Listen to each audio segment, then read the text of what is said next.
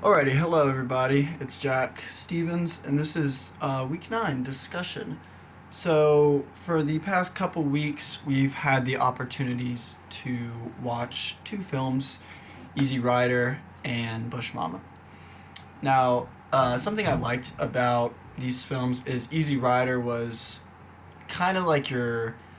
Well, I've seen Easy Rider before, but it is more of like a traditional, like American movie, I'd say. It has two protagonists that are drug dealers and quote unquote bad guys, I guess you'd say. And they're just basically taking a trip across the country. They want to go to Mardi Gras in New Orleans, and that's pretty much what they do. Now there's a lot that happens on the way. Obviously, it's not a movie about just two guys riding around. It basically is, but there's a lot that happens on the way. More characters. I mean, Jack Nicholson plays a great character in this movie, I think. Um, and Bush Mama is, and I don't want to spoil too much about these films, just in case anyone does want to watch these. But Bush Mama is basically about this guy that comes home from Vietnam and is, I guess, expecting a hero's welcome or like a praise or parade or something. Rightfully so. He just did his time. But instead, he doesn't come home to anything, and he is wrongfully committed of a crime. And this is a black man, so wrongfully committed of a crime and is charged. And it kind of sends his family spiraling down. It's really tragic. They go into poverty, and it's just really upsetting. But these two films reflect two different approaches to modernist filmmaking. And, in Easy Rider, you have these two protagonists that, in the past with movies, you don't see two characters, especially leading a movie. They may be in a scene or two, but for them to lead the movie, these drug dealers, these, raggedy hippies, you wouldn't see that ever. And so it's really interesting because, there is kind of a moral ambiguity. And Dennis Hopper does a great job because, he stars in it, but he also did a lot of the behind the scenes work. But it all really started with him. How can this, how can a jump cut, or, how can cinematography, or,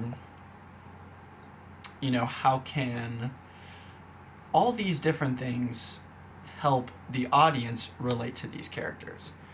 And Dennis Hopper was very influential in that way.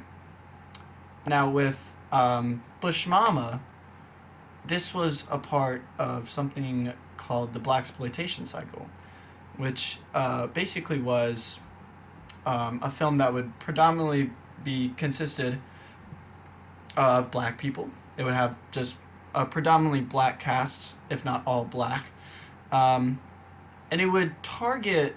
It would also target black audiences, and in these films, you would be lured in with salacious kind of qualities or acts.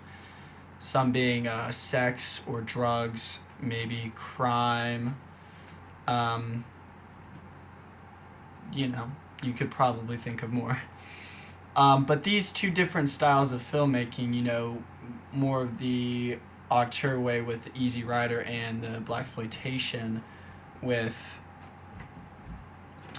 Bush Mama, they're two completely separate things, but they also, it's really interesting because there are similarities, I think.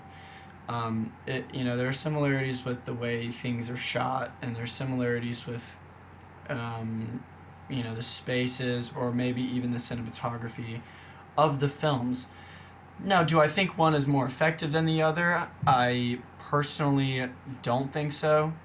I think if you have a vision and, you want to stray away from normal, quote unquote Hollywood, then you should do it. You know, this is exactly what these two films did. You know, these were very influential films for their time. They strayed away from the norm, and they turned out to be huge successes. Um, so in that regard, I don't think one is more effective than the other, because in their own rights, they're both simply phenomenal. So I would just say no. I think they're both great. Now, some people may have their differences, but that's just me. I will be linking.